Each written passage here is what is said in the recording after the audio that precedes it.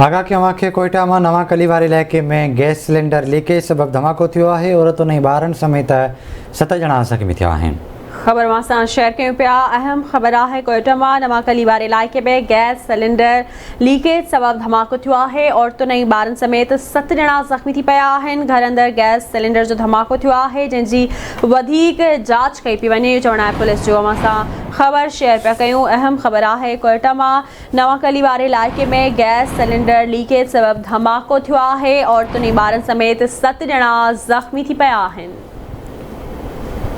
अहम ख़बर है कोयटा मामा के ॾियूं पिया। नवा कलीवार इलाके में गैस सिलेंडर में लीकेज सबब धमाको थियो है। औरतुन ऐं ॿारनि समेत 7 ॼणा ज़ख़्मी थिया आहिनि।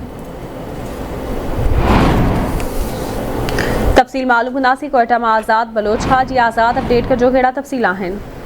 जी बिल्कुल ही कोयटा के नवा किली वाले इलाके में गैस सिलेंडर जो धमाको थियो है। धमाके के नतीजे में जो 7 ॼणा ज़ख़्मी थी पिया आहिनि। इतला मिलण ते पुलिस रेस्क्यू टीम वाक़े वारे हंधि पहुची करे ज़ख़्मियुनि खे सिविल अस्पताल के बर्न वार्ड में मुंतक़िल करायो है। ज़ख़्मी जो है औरतूं ॿार शामिल आहिनि। ज़ख़्मियुनि मां ॿिनि जी हालत है उहा गंभीर जो की ॿुधाई पई वई है।